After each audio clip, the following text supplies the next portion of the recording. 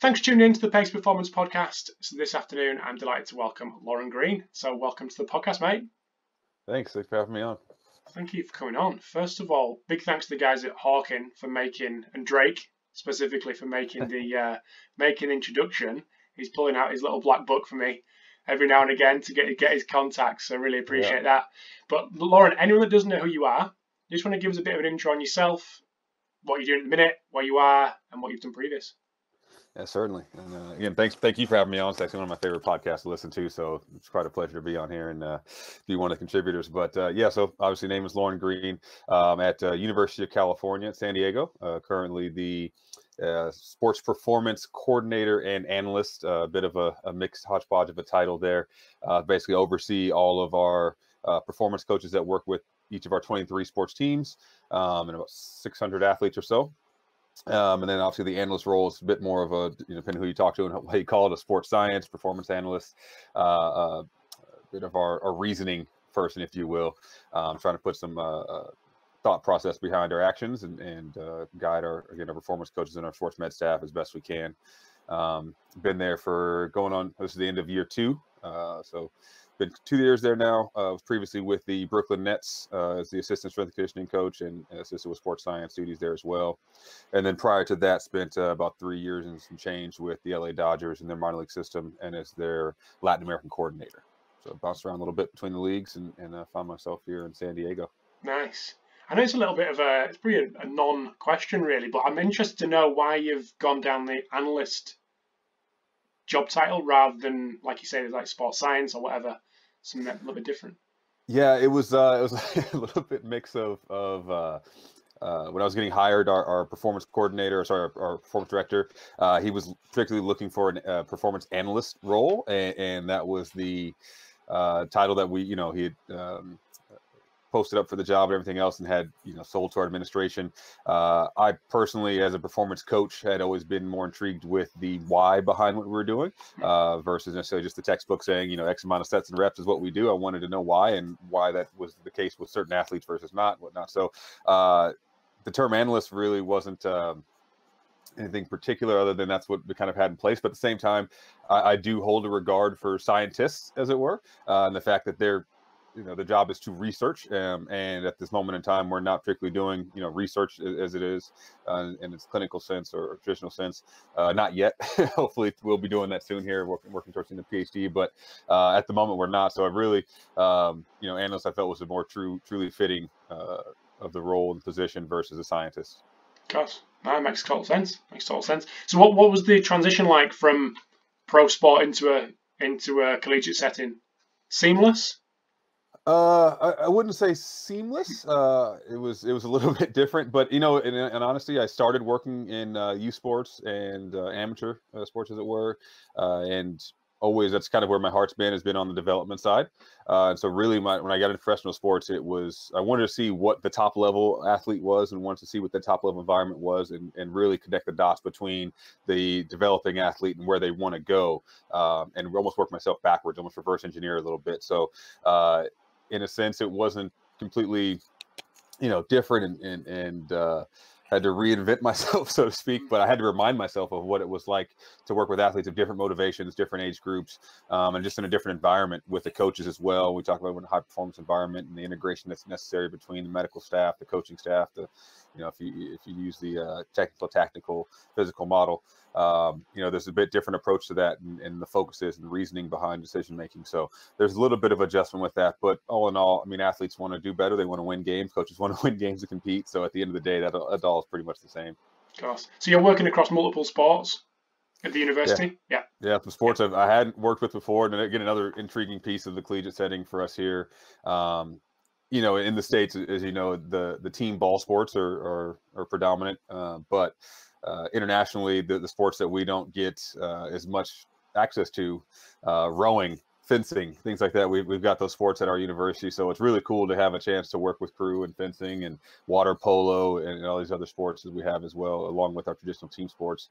Some people, depending on who you're talking to, I think we're kind of lucky that we don't have American football in that sense, because it is such a large socially driven and economically driven sport. That it really does. Rule is king across most of the Division I campuses, and for us, basketball and soccer and baseball are our biggest sports. But other than that, again, we have a number of other sports that might not be considered the traditional ones that are just as equally competitive and great coaching staffs and athletes to work with. So it's a really good bit of variety that we have. Awesome. But I want to focus the chat, and I've just realised that I did thank Hawken and Drake, so that's definitely right. But also, I think it was Eric, wasn't it, who actually Reneghan, who I asked him who was his go-to guy when it comes to force plate analysis, and it was the man right here, you. So yeah, big thanks to Eric, as well as the guys Hawken, of course. That was interesting. I would hit up Eric for force plate action when I got with the Nets and got connected with him through a couple of buddies in hockey, and I remember I met him. We were in Chicago playing against the Bulls. It was towards the end of the season, and the Blues were playing the Blackhawks, I think, the night before, so it was one of those kind of day changeovers for the arena.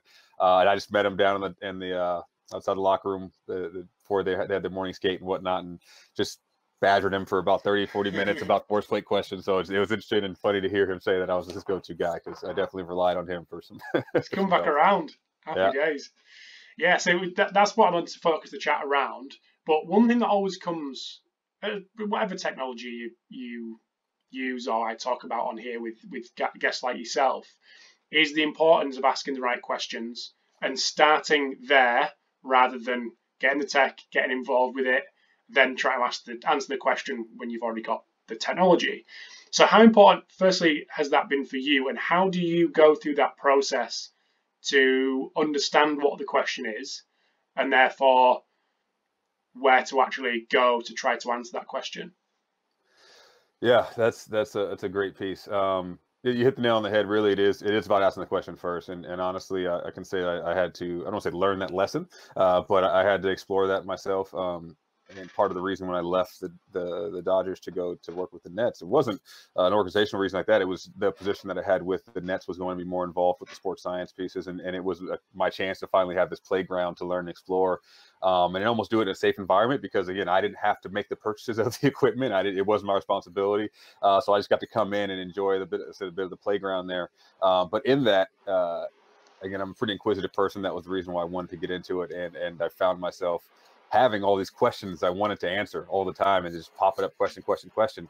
And the more data that I had, the more kind of objective information I had in front of me, the more I found out that my questions may not have been very clear, that the information wasn't telling me exactly what I wanted to. And almost this sense of we look at the hardware as the machine that's going to spit out the answer for us. Like it's the cog in the wheel, it's the crankshaft, it's everything that's going to just give us this output as it's the system itself, when really it's one piece of our system that we want to utilize to find answers to questions. And so really that experience of bit of trial and error in that was my learning process, and now I try to explain that to everyone that I come across, our interns and everything else, of definitely understand what the information coming from the hardware is and what it's actually going to tell you. And I'm sure we'll get into this more in the conversation, but really, if we use force plates for an example, I mean, it took me a few years to really understand that the kinetic information from a force plate is just helping us drive correlations to the kinesthetic visualizations we see and movements we're observing from the athlete, but it's not telling us the kinesthetic information, right? It's telling us just the kinetics, and that's all it is. But it takes the coach or the administrator or the practitioner's knowledge to understand that correlation between the movement processes. And in my mind, when I first started, I would look at a person move and I go, oh, I want to get them on the force plate and see what's happening. And I realized, like, oh, it's just telling me newtons. Right? Yeah. I'm looking at all these things, trunk angle here, this and that, and I go, oh, it comes down to one number. There's force and there's time. And that, at the end of the day, that's what we're looking at when it's particularly to that hardware. And it's the same thing with accelerometers and GPS and everything else.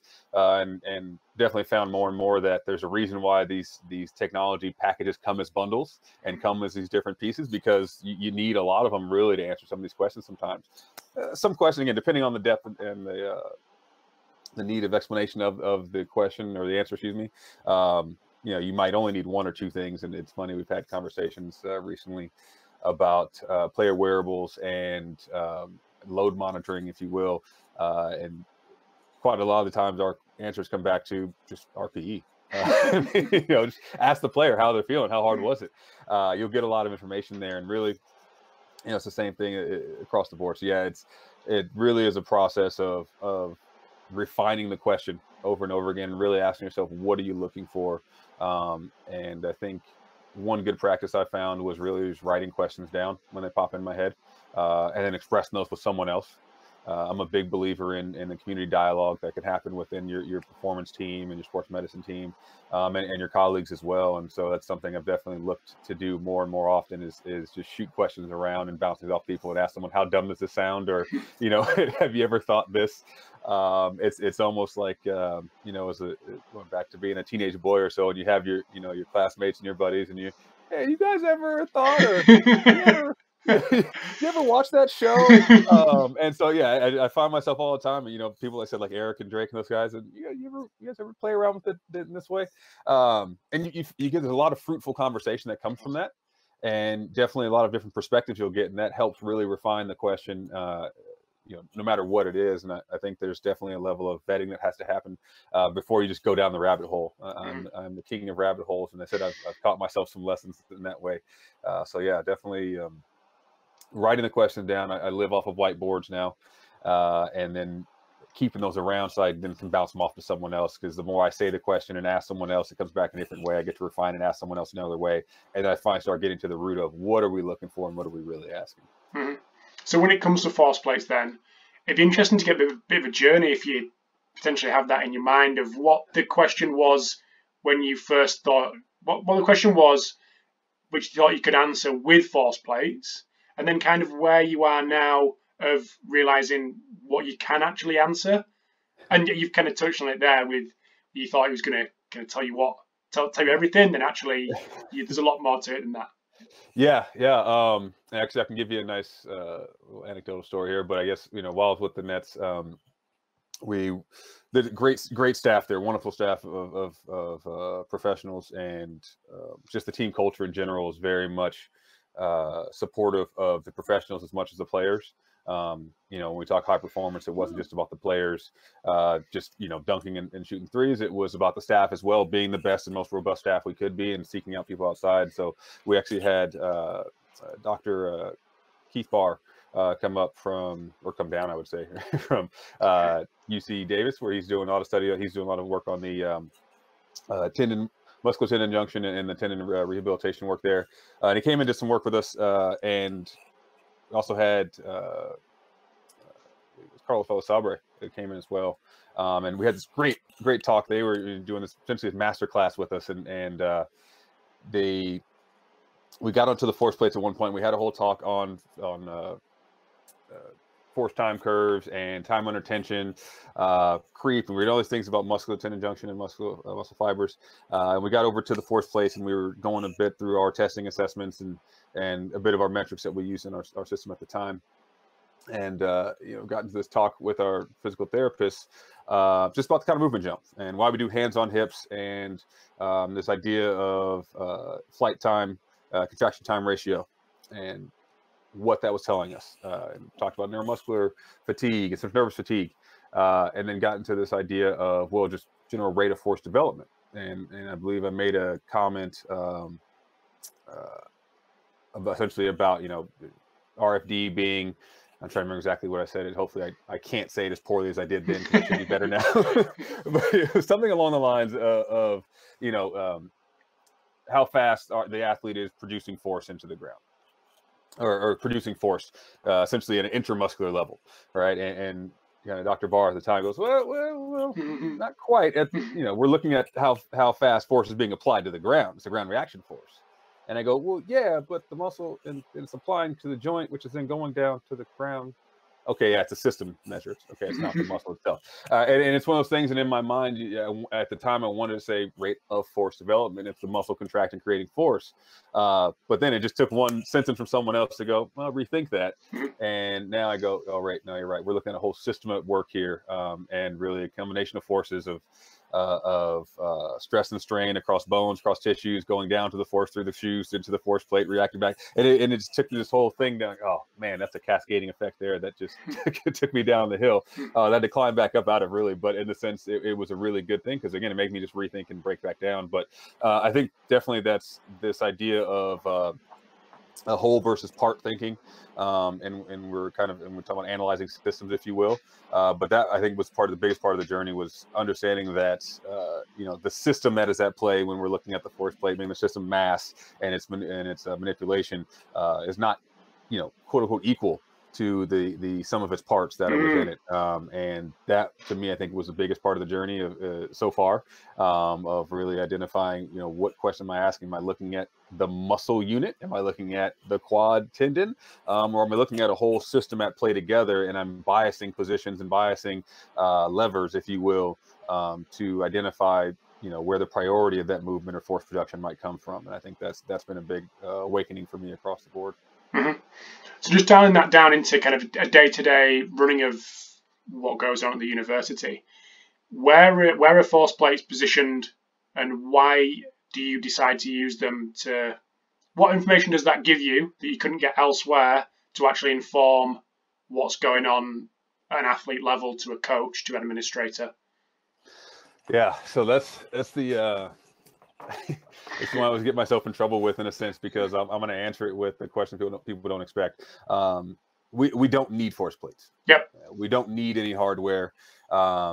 It's a luxury, and we'll say it's a blessing, if you will, because it allows us to capture a lot of information at one time.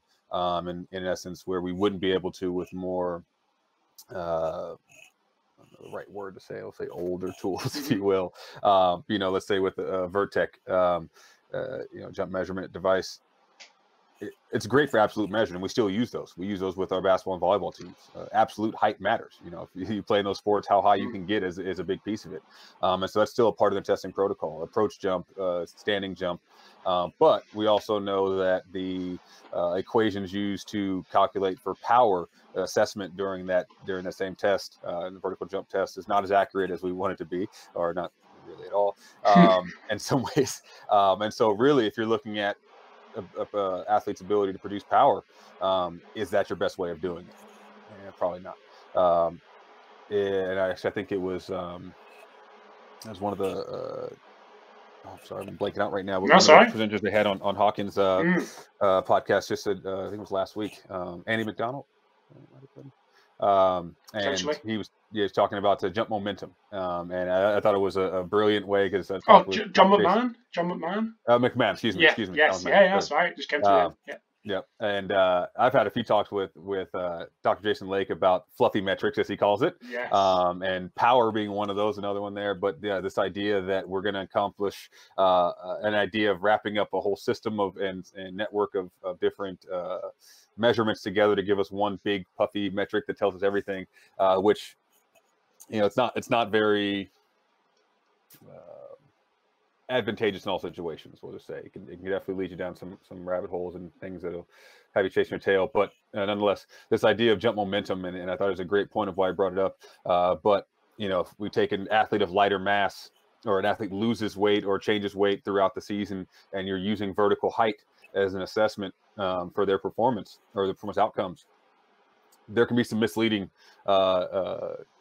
changes in there. An athlete might not have gained strength, but has lost mass, and now for the strength that they're producing can give them a greater output.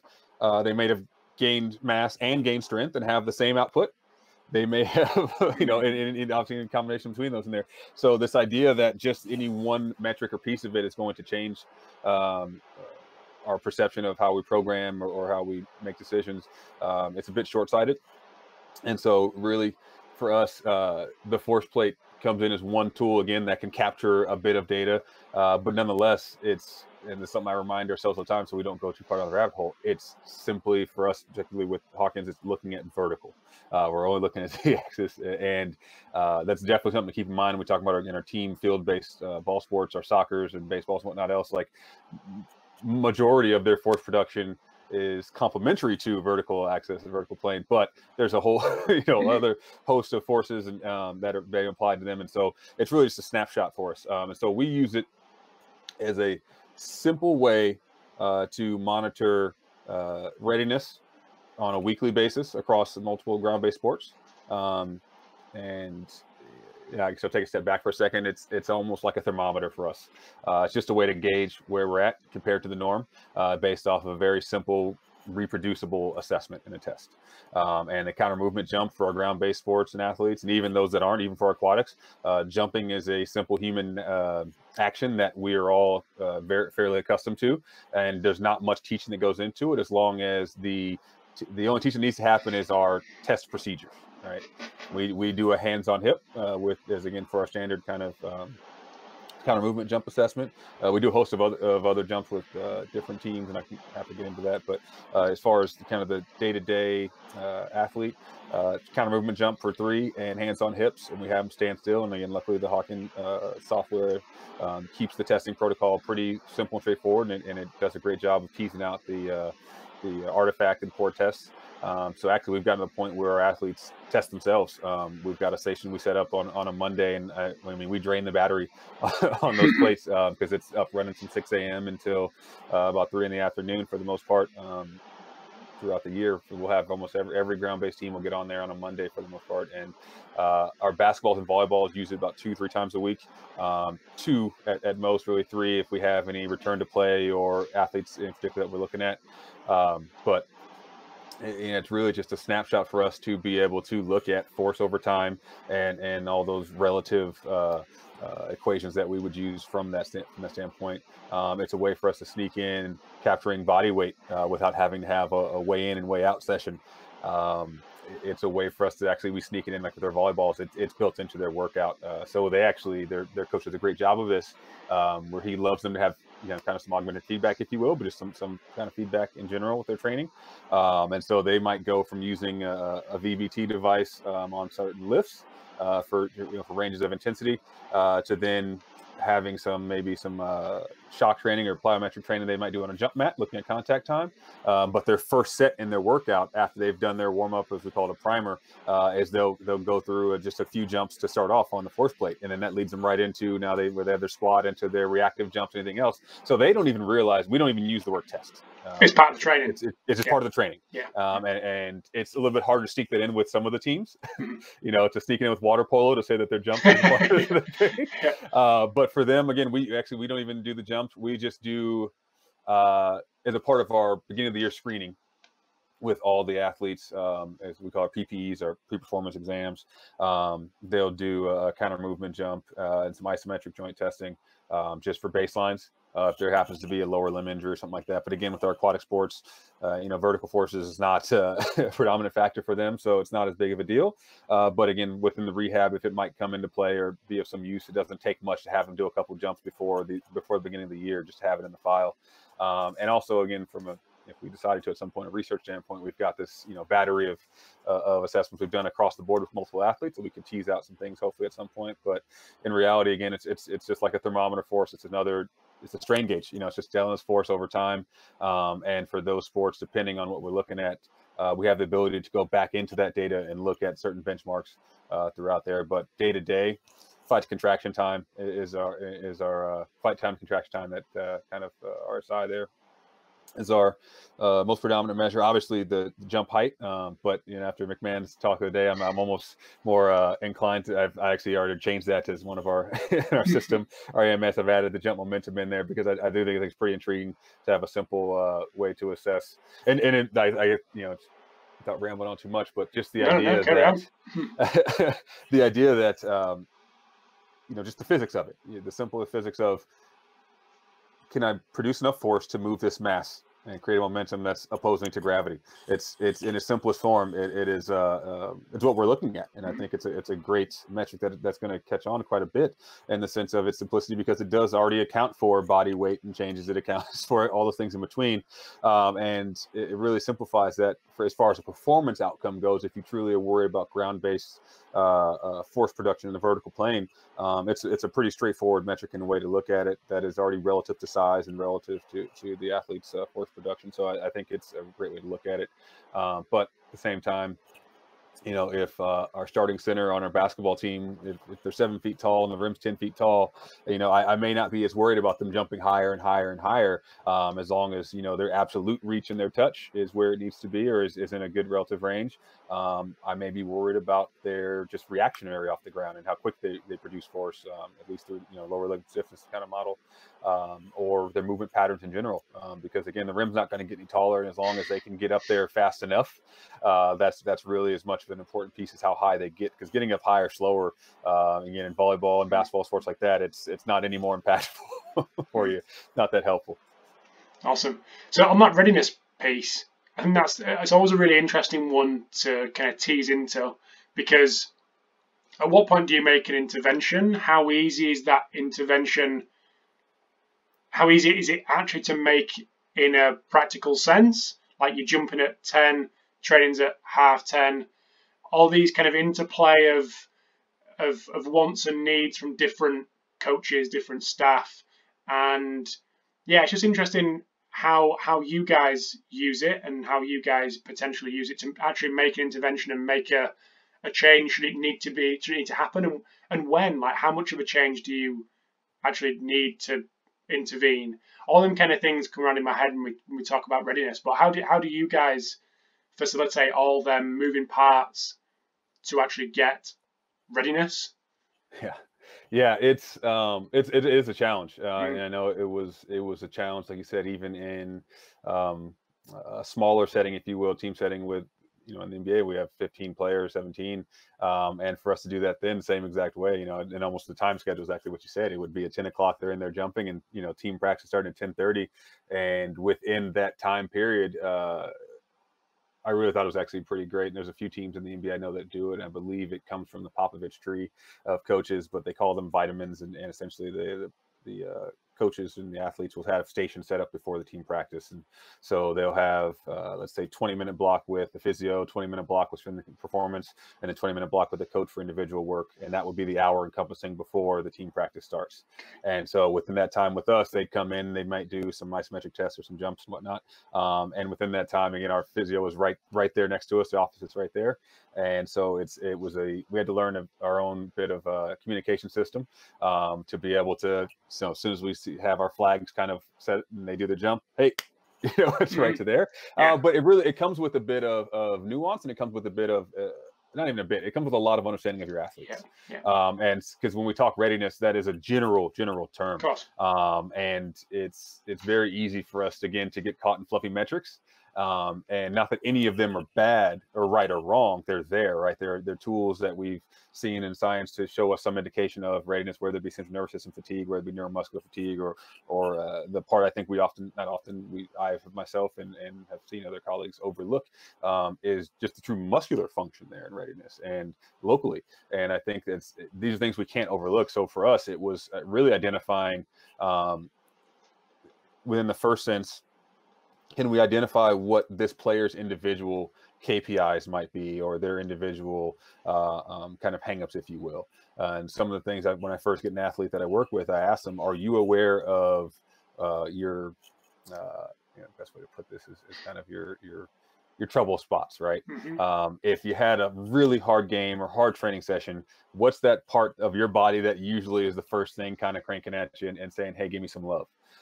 Because that's going to be maybe the first place we look, or at least starts down the rabbit hole of what might be leading into that. And if we have an understanding of that, you know, for us, you know, we had some players where the force plate didn't give us as much of an indication of readiness as an adductor squeeze or a hamstring asymmetric pull. And so really I can remember times where, you know, we're kind of cranked for time and we're going, oh, we gotta get the assessments in. And it's, you know what, we're going straight to the abductor for you, and you go ahead and jump on the force plate, because I know that's going to tell us what we need to know for you at this moment in time. And again, in the best world, when everything's working and cranking smooth, you'll still collect all of them and you'll be able to see trends over time. But we found some, and the athletes over time will tell you, you know, last time we had that back-to-back game, adductor was tight, and I noticed that last time before that, blah, blah. And I go, okay, well, now that might be our indicator of fatigue for you.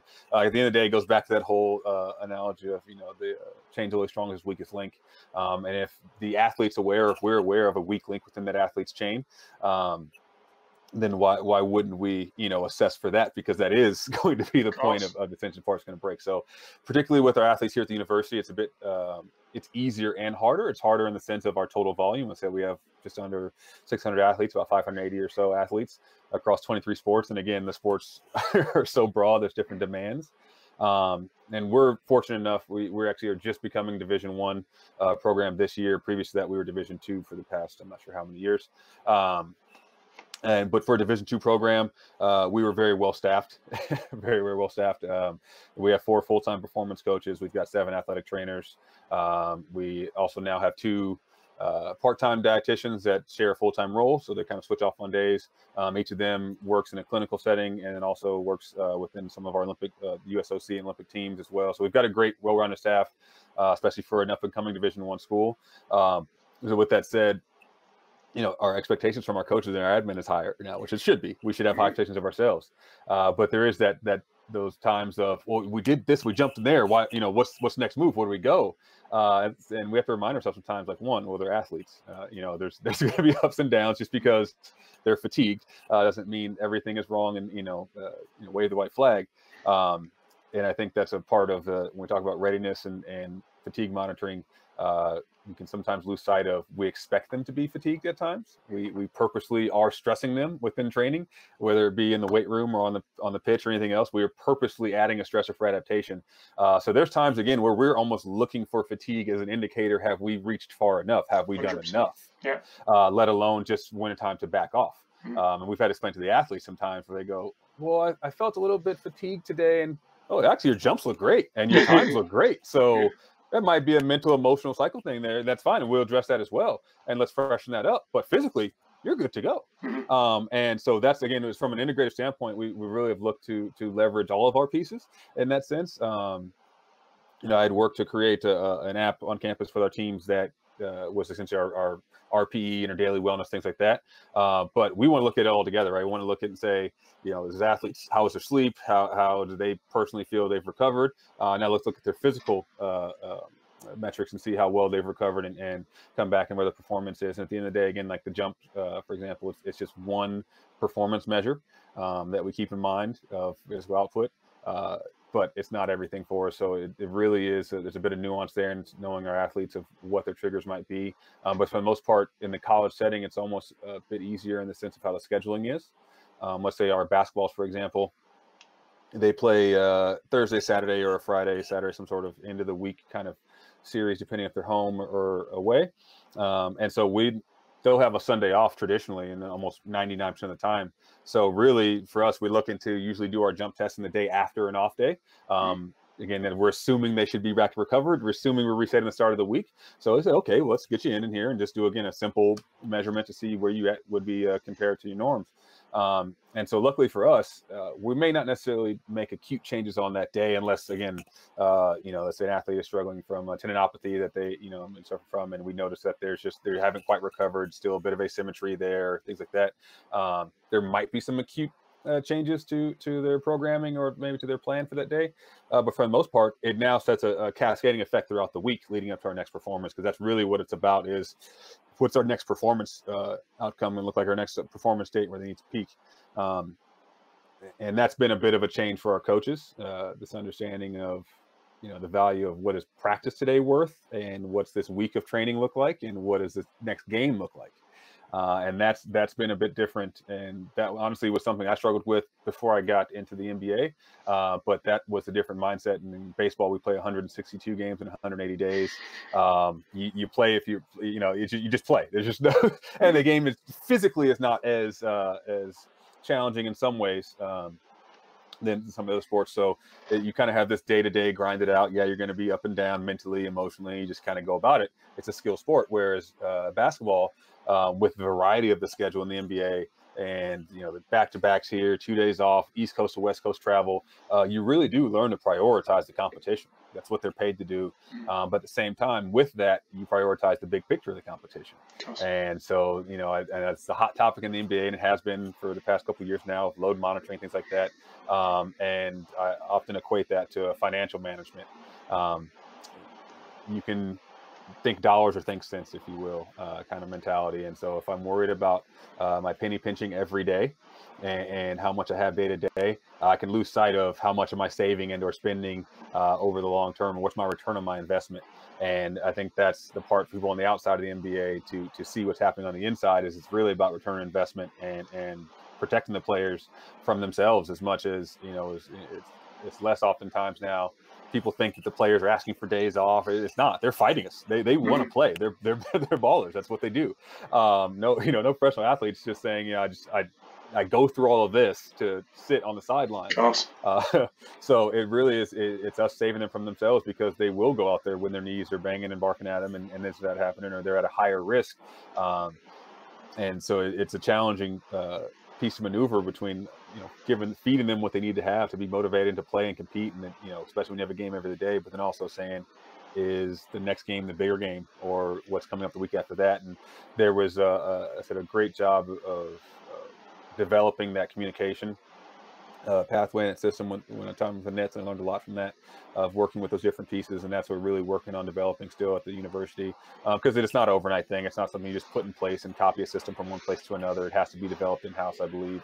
But the pieces of, and understanding the integral pieces of parts of the communication, understanding roles and responsibilities, and trusting those people in those roles to do their jobs and have their input, and then also involving the athlete in that, is a big piece that we've learned on both sides, but I'd say now, especially in the collegiate settings, you know, we forget these athletes, they're students and people.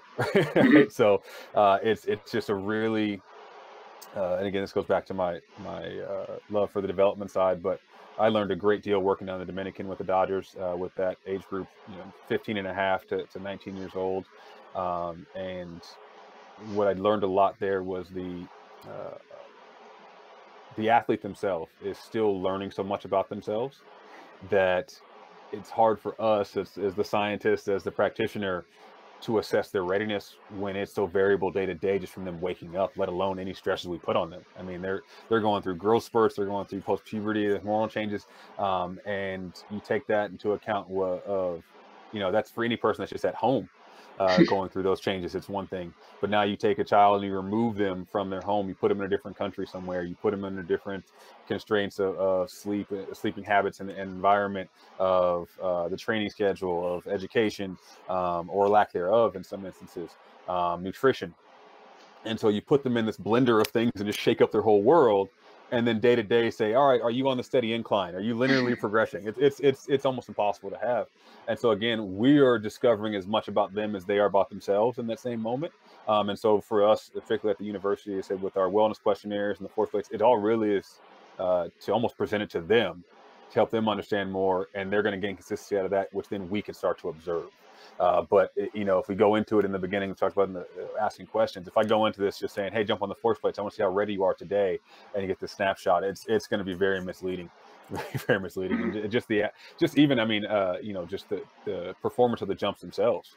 To have an athlete, I'm sure other practitioners that you've used 4 plates with any age population, but especially with youth, to get them to give you a true max effort vertical jump day to day.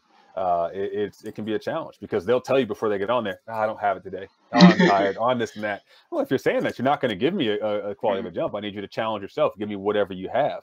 But again, you know, when you have an athlete, for us, our cross country coach distance running coach did a great job of this with our wellness questionnaire, of just monitoring times throughout the school year, of when our finals and midterms, when are their most stressful time from an academic standpoint. And then also those kind of lead into, obviously, some of the holidays as well, in the mid-year time. So you're, again, especially with freshmen, you're talking about them their first semester or so going through college, or the stressors. Then you add in, for cross country as a fall sport, their season's building up and building in, training's increased. And then you add in tests and education part. So you go into midterms and then going towards finals as their season's winding down, and training is accumulated over time, and stress from school is accumulated over time. And now I'm getting the holidays where I miss Thanksgiving or so, or, you know, American holiday, or maybe going in towards December and things. So you have all these different pieces moving together. And, you know, if I just look at it and go, oh, well, their jump was down today, well, why don't I look and ask the kid, you know, how'd you sleep last night? Oh, you slept 3 hours because you were studying all night and you were on the phone with your parents because grandma's sick. There's a number of things that go into it. And so it's never any one piece of a snapshot. Again, that's for us. It's almost reverse engineering. I just want to see at the end of the day, jump on the force plate and jump as best you can. I just want to get an idea of your physical output today. And then I'll start piecing back together from there. Mm-hmm. Awesome. I just want to take a little right turn and go on the return to play aspect of using force plates. So one thing I want to start with is landing characteristics. Is that something that you rely on heavily when it comes to the return to play process and actually using the technology, or is it something else, or with, or combination of? Yeah, I'd say, and I can't say, I would say I might be a little bit of a maverick or an outlier in this. I do value the landing metrics, but not very heavily. Okay. And the reason I say that is because, again, traditionally in our ground-based sports, it's very rare that we just come down, land, and stick and stop. There's always some sort of rebounding or repercussion that happens from that. And so particularly with, and oftentimes when we talk about landing characteristics and mechanics, we're looking at asymmetry metrics for the most part. I prefer to look at those in that same instance. I'd rather do it in a rebound jump, a drop jump of sorts, a multi-jump test protocol of some sort, because I personally believe that there's a connection between the anticipation of ground contact and its response versus just the anticipation of ground contact and settling, if you will. Okay. And so that again, that reverberation, that repercussion off of the ground, depending on the height, depending on the force goes into it. Again, from a training perspective, we can accentuate that with bands, anything else, whatever. I think that's where those pieces come into play. But we're really looking at how well does that athlete anticipate, react, and process those forces as they reach the ground, and then return those in a manner that is specific to the outcome they're going for. And basically, for that being said, there is things to look at within that, and I think it's definitely more complicated than what the force plate will tell us. Again, I think you have to be looking at a specific measure, and so like for us for return to play, our measures or KPIs will change throughout different phases of return. Okay. And so what that, for us, in the beginning, let's say some of our ACL rehabs, I don't really care for RSI or for stiffness measures per se early on. I'm looking at a bit of asymmetry or lack thereof, just within force production or rate of force. And depending on the test we're looking at, because that could be an isometric test. It could be, so let's say for our ACLs, early on, we will do really start actually with the bodyweight squat on the force plates, and just look at the force time curve to look and see if there's any convergence of when their weight is shifting. But sometimes you can see that with your eyes. A lot of times early on, especially when it's pretty gross asymmetry, you can see that with your eyes, and it's really just we'll put the screen up in front of the athlete as a visual for them to see the squiggly lines, as it were, and let them kind of coach themselves a bit. And then we'll remove that and have them just go ahead and do it on their own, and then turn it into a speed squat, and then turn it into a bit of a drop and catch. And then finally, once they feel good enough, quote unquote, good enough to kind of catch themselves or to remove some of that inhibition, we'll go ahead and take it into a counter movement jump from there. We'll go into a counter movement jump traditional 2-foot counter movement jump and landing on one. Okay. There's no other metric to that other than actually the jump height on there. It's not even a landing one. One, I can see them land on one leg, and if they do it stable and in bounds, whatnot, I want to see if their inhibition is there on the jump. It's a predetermined movement. It's precipitory. They can do everything as they please. We don't coach them in any way other than hands on hips. And I just ask them to jump on one, jump off of two, and land on the one. And what we found is obviously with these athletes on the injured or affected leg, there's a bit of inhibition where they're going to land onto it. And so for us, before we start to progress them through the strength training, I need to know, or in the plyometric, anything else in between there, I need to know that they themselves, under their own warrants and means, are comfortable enough to land on that leg before I challenge them to do so. And so for us, without ever pushing them there, it's a way for us to kind of record that instance over time, have some measurements to show them and some data to show them, but really, again, present them with a case where you can choose. You can jump off of this and land on it as well as hard as you need to. But know that when you land on your non-effective leg,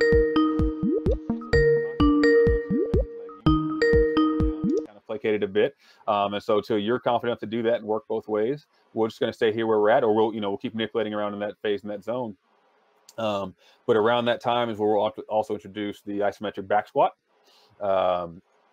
Again, just a simple way that we can maintain and repeat positioning and repeat the same test. And we'll start to look at a bit of rate of force development within that.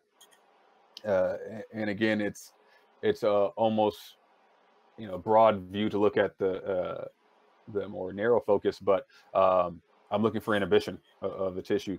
Not necessarily that the peak force value is a measure for us of success there, and because it is closed environment, and for some of them oftentimes it's a new test in general, so for them just feeling a rigid bar holding them in one place, but we can control the positioning to bias particular muscles, and in that instance we get them a bit more vertical. We want to bias the quad and get away from the trunk posterior chain a little bit, because we're looking particularly at the knee, but I want to see on their affected side, are they subconsciously or even just neurologically a bit inhibited, and earlier on you'll find, and it's a bit minimal, but there's a difference. There's enough difference to notice asymmetry that the non-affected leg will have a higher rate of force development than the affected leg, but the affected leg will still get to the same peak force. It's just a slightly slower ramp up there, and I possibly speculate there's a number of reasons why that happens, but I also think we can't discount the idea that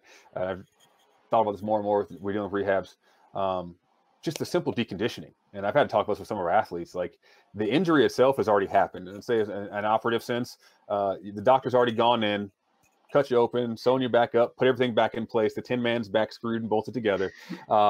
It's a matter of reconditioning now. And I think we oftentimes have had this conversation with a few physios and ours, particularly, is that, the rehab process is, this is going to sound very strength coach biased, sorry to our physios there, but it's more about the reconditioning at some point, depending on the injury. Obviously, there's a number of injuries there that there is a longer time needed for tissue adaptation. But let's say for like our ligament issues, the structures around the knee most likely were already somewhat fatigued, detrained at the time of injury. Whether we can say if they were strong enough or not, again, you're not there in that instance to know what the athlete's going through. It's hard to say, but we know that stress strain model says when the demands over, supersede the capacity of the tissue, there's going to be a rupture or tear or deformation. And so we know that there was a stress demand that was higher than the capacity of that joint or that tissue. And so in reality, we're just looking to see, can we improve that? That's a conditioning, and it's a strength and training model and aspect versus a rehabilitative aspect to it. And so really we're looking at to see, can we get these tissues to create enough force to create a robust joint and a robust action. And that changes for us throughout those different phases. So when we get to the isometric phase and that kind of part there, we're looking at to see, can the tissue create enough force to balance out with the affected side. And at that point, now we're looking to increase both, because we're going to be under the assumption that the athlete probably wasn't fit and strong enough to begin with, or at least from our standing, because the capacity exceeded or was not able to keep up with the demands. And so it's a very rudimentary kind of way to think about it in some ways. But again, there's a lot of complex things that can go into it, and we want to keep it simple from that standpoint, so we can dive into the individual pieces and become more specific as we need to along the way. But I kind of went far off on a tangent from landing. That's all right. It's good. Great. Don't worry. But yeah, I mean, it goes back into the landing characteristics is one piece, but it's going to be followed up with another action, traditionally speaking, and 90% of the time. And so I don't often ask our rehabbers and our physical trainers and our coaches to we teach landing mechanics as a foundation. It's just a start, because in reality it's another form of reverse engineering, because our landing position should be our ready position, right? And so it's essentially it's a cycle of I've jumped, I've landed, now what's back to next move again. And so we really are just saying, do you know how to get ready when we're talking landing mechanics? And so that can be accomplished just the same as starting from ready and going into a movement. We're just taking them from a movement and saying, can you get ready for the next one? And obviously, again, with that known inhibition that's going to be there from the athlete, in particular rehab cases, if we focus on removing the inhibition, now we allow them to explore movement in a way that can be expressed without, again, the dampening down, without those asymmetries built in that may not be a functional, may not be a a force asymmetry, and anything else. It might just be a functional asymmetry in the sense of their signaling processing is not happening at a rate or is dampened down because of a number of things go in there. But either way, can we get them to decrease in inhibition so we can actually get into ranges, get into forces and planes that are going to be needed to be practiced, because those skills have been lost over their time of being injured. As they got hurt, they were out. They were pulled out before they even had surgery. They had been, removed from activity. Now they had surgery. Now they were immobilized for a certain amount of time. And now they're back into a point of diminished training because of the injury. So really, again, we've had a length of time away from skilled movement. And now we're asking them to regain skilled movement, but doing it in an environment that doesn't allow them to express their skills and express those movements. So there really has to be a way to bridge those across. And so again, identifying what those landmarks might be. And oftentimes I find there to be just a bit of lingering inhibition, and we call them kind of phantom injuries that stay around more so than the actual tissue or contractile inabilities that are there. Awesome. One thing that I fired over to you was a question on trunk rotation. And that was because I'd read I think it was an exploratory paper on sportsperformancereports.com from the guys in France. And it was looking at, again, the landing and the trunk rotations, I think with a IMU, I'm guessing. And I just wondered if you'd had any thoughts on that, or whether there'd been discussions internally about whether that was worth looking at or not. Yeah, I think it's a really cool idea, and it's something that myself and some colleagues have talked about before. Again, because often we're looking at force plates, and it's just one one vector of force that's happening. And even if you have triaxial plates, it's we're taking a segment of force that's being applied to the ground through a lever that's connected to another lever that's connected to another lever, and we're trying to accomplish all those, accomplish understanding of all those together and how it hits the ground. When in reality, again, we know that across each of those segments and across each of those joints, there's a possibility and a likelihood that there's force being lost and or disseminated somewhere else. And so I think there is something into connecting, again, these kinematic and kinetic dots together, if you will. I looked at those papers that you actually sent over to me, and I thought it pretty intriguing.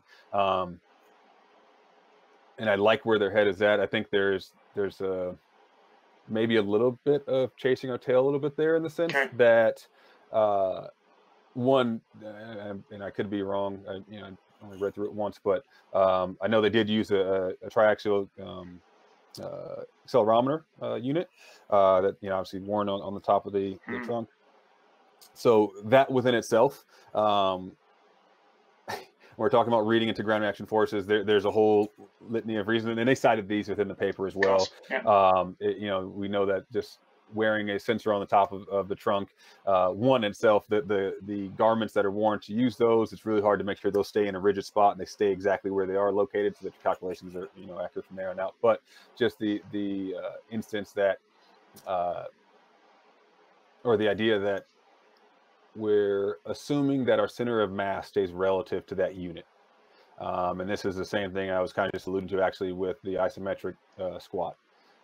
Where I place my center of mass above or about my foot placement on the ground is going to dictate how those levers are going to manipulate my mass.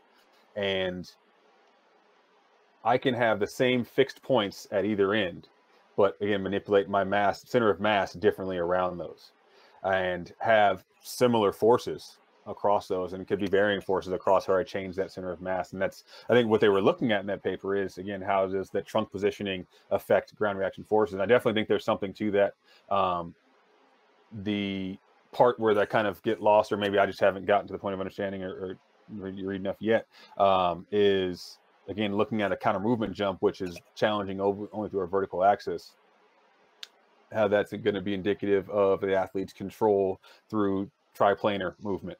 And I think there is a disconnect there, because we know some athletes, I know of athletes that are very, very good vertically, and especially within counter movement jump in that practice, that won't show much asymmetry at all.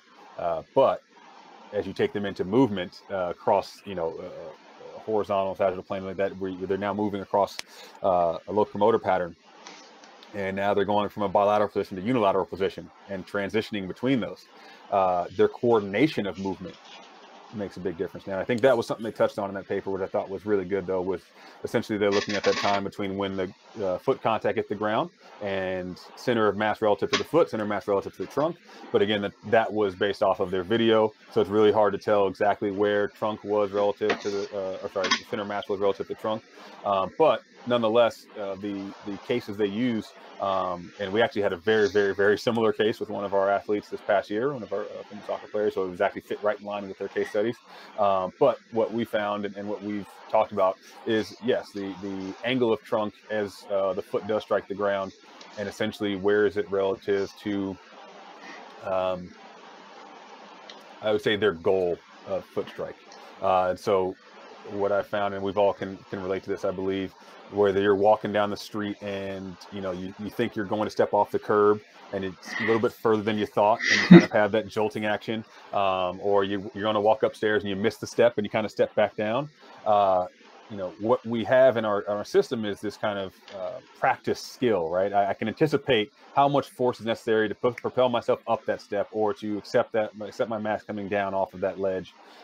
Those are things we've already experienced, and they're pretty innate. And these athletes have experienced that as they run, approach, chop step, and whatever they're doing to get to the ball or slow themselves down, change direction. Those are all practice skilled movements, like I said. But we know that under fatigue, our skill accuracy may deter and fall apart. Our muscular firing rate and or production, force production may deter a bit. So we take that same kind of idea of what if that athlete just slightly miscalculated, right? They were aiming for their foot placement here and just got a bit outside. And now they're asking themselves very quickly and rapidly to assess the new gauge of movement and range, assess the forces that are going to get there, but then also doing it in a dynamic manner because their mass itself is moving and changing. And so I struggle myself with taking a static assessment in a position where we're just jumping vertically and just speculating how that's going to come across. Like I mentioned that before, like, our force place is one way to do it. But I do like the idea of trying to find a kinematic correlation between some of those kinetic movements we see. Again, we talked about this in our assessments of if we have a athlete that we say is very twitchy or elastic, if you will. I know our track proponents like to use those terms, that natural kind of stiffness they carry. If I have an athlete that's very bouncy in that way, but has a low level of just muscular force production and strength relative to size, and possibly a low level of mobility or controlled articulation, depending on how, kind of assessment you use, that's a high risk athlete to me. I'd almost say it's more of a high risk athlete than the athlete that is, forceful and slow and not twitchy, or even weak and slow, not twitchy, because they're not going to produce enough forces or move fast enough to put themselves in a position or put themselves to a level of demands that the higher twitchy kind of stronger athletes can do. And so there definitely is a relative balance that needs to be there, or at least an understanding of their output to build up the resiliency to withstand it. But nonetheless, again, if we have an ability to understand an athlete's competencies and compensations in their movement, to then relate that to the forces that they're going to incur and produce, I think that it would be pretty fruitful. But it's one of those things where, when it goes into classifying movement and what's ideal or what's it's not. I think Sophia Nymphius talked about this in one of her papers, but I really enjoy her stuff. But she basically said the right movement is the one that got the task accomplished for the most part, right? Like, you can say it was the right decision left, right, but if the defender still got there and made the tackle, it wasn't the right decision. And so it's what is the right decision and what's the right compensation for that athlete for their strategies. And one thing we can't overlook is that when we change or we look to change and adapt a piece of that athlete's system, we are affecting their system.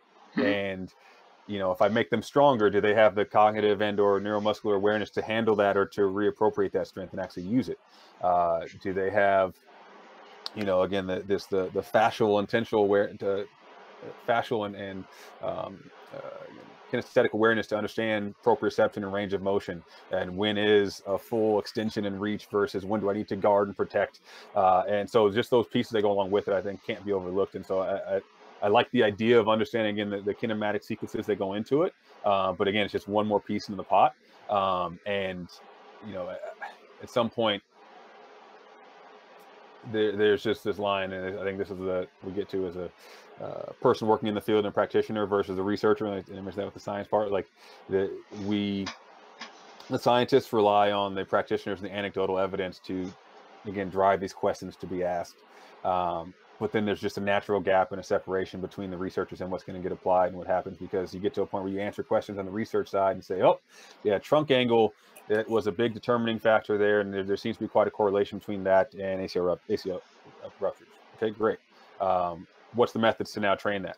Is it a kinesthetic awareness piece? Is it a coordination piece? Is it something that they're lacking in their understanding of the movement? Is it a restriction in movement that they just have in general? Do we find any other anthropometric pieces that go into it? We talk about bone structures. So there's a whole, like I said, another rabbit hole that comes along with that.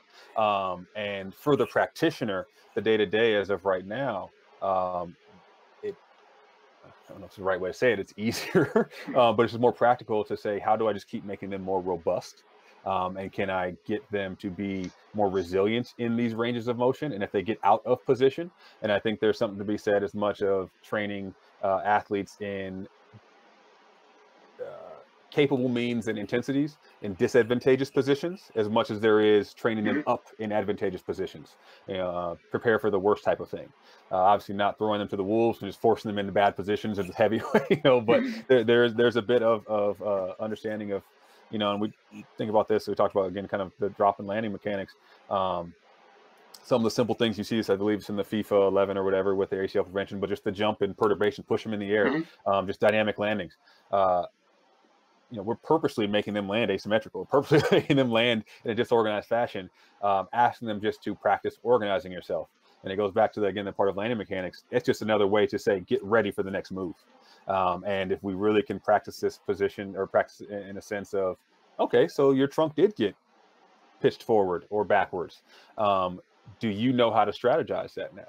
If we get to ourselves a position where we can actually expose them in those different mechanisms in different ways, and hope to just rely on the good old SAID principle, and get them to be more resilient and robust, it'll be less of the mechanical kind of aspect or outlook of how do we get them to be perfect in these movements and these landings, because at the end of the day, the game is the game, right? It's a competition, and the opponent's goal is to get you off balance and off kilter, where you're trying to combat that yourself. So the idea of removing the negative influence or removing the poor postures and positions is a little misleading. But I do think it's important to understand what those higher risk mechanisms are, for sure, because now, again, what to look for and what to properly purposely train and adapt for. So yeah, I thought it was pretty intriguing, and definitely something we've looked at before, and we talk about within our training strategies, whether it be manipulating squat, hinging and movements, or just how we load in different capacities. There's definitely something to it within being able to maintain trunk position, but again, like how you get to forward trunk pitch, that doesn't tell you how the pelvis has moved about that, right? And there could be lumbar extension goalie, because we're just looking at the one endpoint at the top of the axis, and there's a lot that happens in between it, just between the trunk, between the top of the trunk and the pelvis itself. So there's a lot to be unpacked in that, but I like the idea of almost mixing those two together. We've had those conversations of wearing an accelerometer while on the force plate. But again, there's so much into that would need to be its own independent study and stuff that would go with that. So yeah, it's a good thought. Awesome. Well, we've just tipped over an hour, so I'm going to finally thank you for your time. Really appreciate it. And if anyone's got any questions, where they can follow up, whether it's anything we've discussed or any presentation or whatever you put out there, where's the best place for people to contact you, Lauren? Oh, I'm working on that. So yeah, I've been poor with the social media. So I'm getting better at it. It's greenhouse_SP is nice. My Instagram and Twitter. I'm really poor on Twitter. I'm trying to do better. And lgreen@ucsd.edu. That's the email for the school there. Yeah, LinkedIn is there as well. I think it's Lauren Green CSCS. got a couple of things I've contributed to on there, but working on building out the social media stuff and a bit of online presence. I've been living in a cave for the past 30 years, so working. Not a bad thing. Today. It's not a bad thing. Trust me. But no, thank you very much for your time, Lauren. Really appreciate it, and a big thanks to Eric for making that connection. It's an absolute pleasure to speak to you. Thank you. Thanks a lot for having me on, and pleasure to be a part of the podcast. And again, just really kind of honored to be along with some of these contributors that have been on here before, and a lot of people I looked up to, and look forward to listening to this all the time to see who else we have on. So it's kind of cool to see my name on there for once. Awesome. Thanks, mate. Really appreciate it. Thanks. Bye-bye.